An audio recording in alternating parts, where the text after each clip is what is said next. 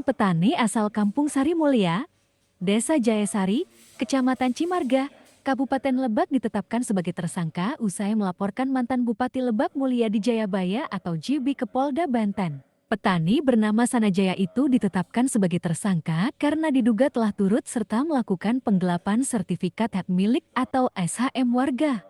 Kuasa hukum Sanajaya, Rudi Hermanto mengatakan, pihaknya melayangkan gugatan pra-peradilan terhadap penyidik di Treskrimum Polda Banten terhadap kliennya. Gugatan pra-peradilan itu dilayangkan karena penetapan tersangka terhadap kliennya dinilai cacat yuridis. Rudi menjelaskan, kliennya ditetapkan sebagai tersangka dengan sangkaan pasal 406 KUH Pidana dan atau pasal 372 KUH Pidana.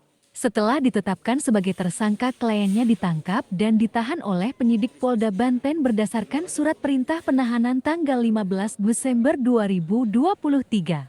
Rudi menyayangkan dan menyesalkan sikap penyidik yang melakukan penahanan terhadap kliennya. Seharusnya, kliennya tidak ditahan dan ditetapkan sebagai tersangka dalam kasus tersebut, mengingat kapasitasnya sebagai pelapor. Rudi menerangkan, kasus yang menjerat kliennya berawal dari perusakan lahan milik masyarakat seluas 42 hektar. Perusakan itu dilakukan oleh sejumlah orang atas perintah Mulia di Jayabaya. Ia mengungkapkan, dari perusakan lahan tersebut terdapat lahan milik kliennya yang belum diganti rugi. Karena tak ada ganti rugi tersebut, kliennya kemudian melapor ke Polda Banten.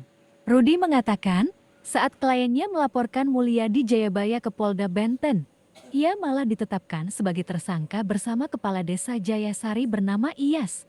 Tersangka pada tanggal 15 Desember 2023 ya. Nah di sini tidak sesuai dengan SOP-nya, bahwasannya Pak Sanajaya adalah selaku pelapor. Pelapor yang ditahan dan ditetapkan sebagai tersangka tanpa sesuai dengan SOP-nya. Jadi seperti itu. Hingga saat ini masih ditahan, Pak? Masih ditahan.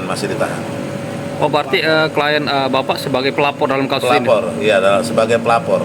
Di sini kan ada 3 pelapor, pertama atas nama Pak Sanajaya, kedua atas nama Pak Satam, ketiga atas nama Bu Masna. Nah, salah satu dari 3 pelapor tersebut ditangkap. Oke. Dengan dasar menurut keterangan penyidik bahwasannya turut serta di sana penggelapan sertifikat, seperti itu. Melaporkan apa, Pak, klien Bapak? Melaporkan tentang pengerusakan lahan. Siapa yang dilaporkan, Pak? Yang dilaporkan langsung Bapak Haji Mulyadi Jayabaya. Tanggapan klien Bapak setelah melapor tapi kemudian ditetapkan sebagai tersangka ditahan seperti apa, Pak, kliennya, tanggapannya? Ya, sangat menyesalkan sekali hukum di Indonesia ini karena tidak adil. Artinya tidak ada keadilan, bahwasannya pelapor ini adalah korban yang mana memang beliau sudah melapor langsung di Bareskrim Mabes Polri, tapi ternyata di sini ditetapkan sebagai tersangka. Dikonfirmasi terpisah, Kabid Humas Polda Banten Kombes Pol Didik Haryanto mengaku tidak mempersoalkan gugatan pra-peradilan tersebut. Menurut dia, gugatan pra-peradilan tersebut merupakan hak dari tersangka yang diatur dalam undang-undang.